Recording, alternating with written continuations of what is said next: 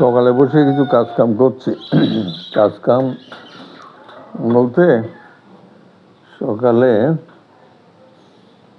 প্রথমত বাগানে একটু ঘুরঘুর করছি। বাগানে ঘুরতে ঘুরতে সময় পার করলাম কিছু। আর তারপরে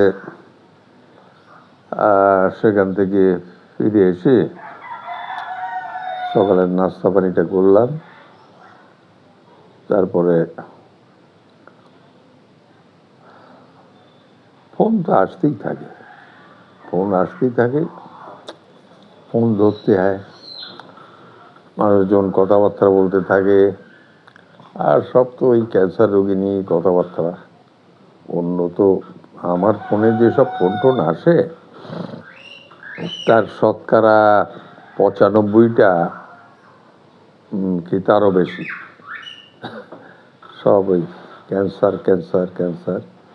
ক্যান্সার রোগীদের নিয়েই কথাবার্তা। এখন এক একজন এক একভাবেই ক্যান্সারে আক্রান্ত হয়ে ভুগছেন।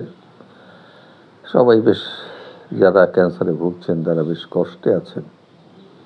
এটা তো যেহেতু আমি ক্যান্সারের রোগী ছিলাম, আমি তো এটা উপলব্ধি করতে পারি, বুঝতে পারি। একটা পরিবারে যখন একটা ক্যান্সার রোগীর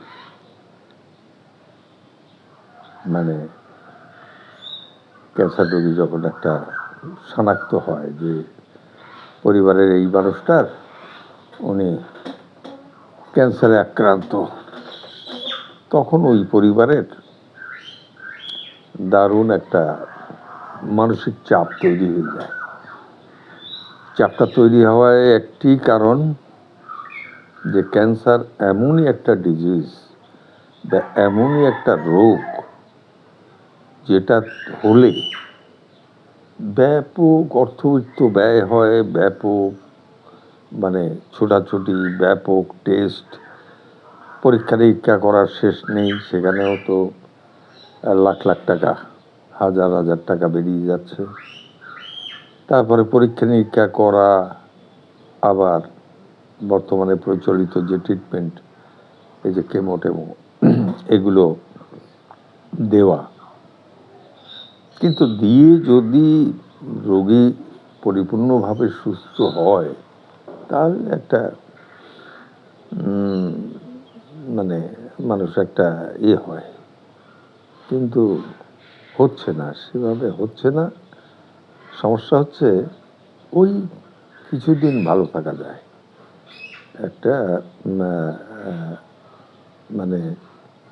ট্রিটমেন্ট শুরু করলে, ধরেন কেমো ইঞ্জেকশন শুরু করলো, তো কেমো ইঞ্জেকশন শুরু করলে হয় কি, ওই দেখা যায় যে কেমো ইঞ্জেকশনের ধাক্কাটা সহ্য করতে পারলে, ধাক্কাটা সহ্য করে যদি উঠতে পারে তাহলে ওই ডেক করে কিছুদিন যায়, এরপরেই আবার ওই পুনরায় ফিরে আসে। ক্যান্সার রোগীর সব থেকে বড় সমস্যা হচ্ছে এটা, যে পরিপূর্ণভাবে নিরাময় হচ্ছে না। আর কেমো ইঞ্জেকশন বলেন, কেমো ক্যাপসুল খান, কেমো ট্যাবলেট, প্রচুর সাইড এফেক্ট, প্রচুর পার্শ্ব প্রতিক্রিয়া তৈরি হয়। এতে ওই কোনো রকমে টিকে গেলেও রোগী খুব বেশি দিন সুস্থ থাকতে পারে না, আবার আরেক জায়গায় বা শরীরের অন্যত্র ক্যান্সার আবার দেখা দেয়। এর মধ্য দিয়ে আমার আবিষ্কৃত যে করসলের গাছের পাতা দিয়ে আমি যে ওষুধটা তৈরি করি, যে ওষুধটা ক্যান্সারদের রোগীদের ওপরে প্রয়োগ করি, প্রথমত তা আমি আমার ওপরেই এটা প্রয়োগ করে সফল। এখনো পর্যন্ত আমি দাবি করে যাচ্ছি যে আমি সফল। আমি আমার ওপরে ক্যান্সারের বিষয়ে প্রচলিত ট্রিটমেন্টের বাইরে এসে গাছড়া ওষুধ দিয়ে বা ভেষজ জাতীয় এই ক্যান্সারের ওষুধটা আমি এটা মানুষের সামনে আনার পরে না, মানে আনার ব্যাপারটা হলো প্রথমত আমি আমার ওপরেই এটা পরীক্ষামূলক প্রয়োগ করতে থাকি। তো প্রয়োগ করতে করতে করতে করতে আল্লাহ পাকের মেহেরবাড়িতে এক পর্যায়ে আমার সফলতা আসে। তো সফলতা আসার পরে আমি সেই 2020 সাল থেকে 23 সাল পর্যন্ত এটা নিয়ে ওই লেগেছিলাম লেগেছিলাম কাজ করছিলাম। ওই রুগী তো প্রথমে তো আমি বললে বলে, চাচা আপনি বলছেন তো হয় নাই, আপনি কি গাছের পাতা পাতা দেবেন, এতে ক্যান্সার সারবে? সারবে না। এত লাখ লাখ টাকা খরচা করি, দেখে ডাক্তাররা কিছু করতে পারছে না, আর আপনি ডাক্তার না, কবিরাজ না, কিছুই না, আপনি এক গাছের পাতার কি ওষুধ বানাইছেন তাই দিয়ে। তো এরকম অনেকভাবেই আমার দিন কেটেছে, বুঝলেন। দিন এভাবে অনেকভাবেই আমি মানুষের মুখোমুখি হয়েছি। তা আমি হাল ছাড়িনি। আমি হাল না ছাড়ার কারণে যেটা হয়েছে আজকে, সেটা হলো মানুষের এর প্রতি একটা আস্থা বিশ্বাস তৈরি হয়েছে। তো এই বিশ্বাস আস্থাটা তৈরি হলো কেন? যেসব রোগী ডাক্তার বলছে যে টেকবে না, হবে না, বাড়ি নিয়ে ভালো মন্দ খাওয়ান, রাখেন, দেখা যাক, হ্যাঁ, এইভাবেই যতদিন উনি থাকেন। ক্যান্সার রোগীদের শেষ পরিণতিটা এইরকমই, ওই ফেলে রাখতে হয়, আল্লাহ ভরসা করি যে কদিন হায়াত আছে বেঁচে থাকবে, এইভাবেই। তা এখন আমি যে ওই 2020 সাল থেকে বলছিলাম ওই 23 সাল পর্যন্ত আমি যে কাজটা করছিলাম, এর মধ্যে কিন্তু টুকটাক করে যেসব রোগীদের আমি মানে ওই লেগে পড়ে থেকে খাইয়ে যাচ্ছি, তাদের আস্তে আস্তে আস্তে আস্তে একটু উন্নতি হতে লাগলো। উন্নতি হতে গিয়ে মানে দু একজন সেরে উঠতে লাগলো।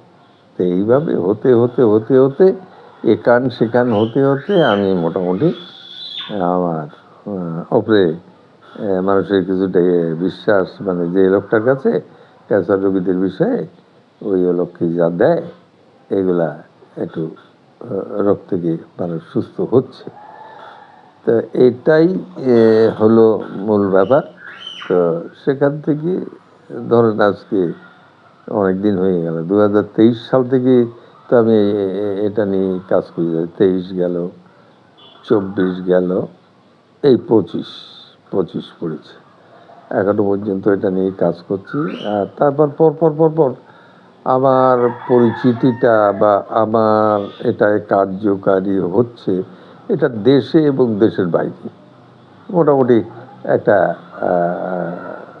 পৃথিবীর অনেক কর্নারে এটা একটু ছড়িয়ে গেছে। ছড়িয়ে যাওয়ার ফলে প্রচুর প্রচুর ফোন আসে বিভিন্ন দিক থেকে। আর এই প্রচুর ফোনটাও আমাকে ধরতে হয়, কথা বলতে হয়, এক একজনের এক এক রকমভাবে আছে। কেউ মানে কেমোটেমো চলছে, তখনও আবার এটা ব্যবহার করতে চায়। তাই বলি, দেখেন দুটো একসঙ্গে হয় না। আপনি একটা মানে হয় কেমো টেমো এসব নিয়ে থাকেন, আর না হলে ওই করে আল্লাহ ভরসা করে অন্য সব বাদ দিয়ে এটা নিয়ে দেখেন, কয়েক মাস দেখেন, দেখে যদি বোঝেন যে এতে রোগীর ক্ষতি হচ্ছে না, সাইড এফেক্ট হচ্ছে না, কোনো ঝামেলা হচ্ছে না, রোগী আস্তে আস্তে আস্তে আস্তে একটু ভালোর দিকে চলে আসছে, তাহলে লেগে থাকেন, ইনশাল্লাহ একসময় এটা যাবে। তো আজকে সকালে বুঝে বুঝে কাজটাম করছিলাম, ওই এখন এই যেটা করছি এই মানে এই প্রতিদিন তো এভাবে আমার এই জায়গায় এভাবে এই পার্সেল টার্সেল লেখালেখি ওষুধ পাঠাই, এইভাবে বাংলাদেশের বিভিন্ন কর্নারে এটা আমাকে পাঠাতে হয় প্রতিদিনই বাড়িতে।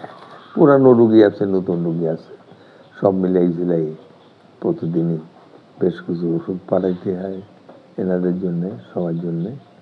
তো যাক, সবাই ভালো থাকেন। আর আমিও ওই কাজের ফাঁকে কাজ করতে করতে কাজের ফাঁকে একটা ছোট্ট ভিডিও করলাম। তো ওই গল্প করা, আবার কাজ তো হলো গল্প করা। আবার ওই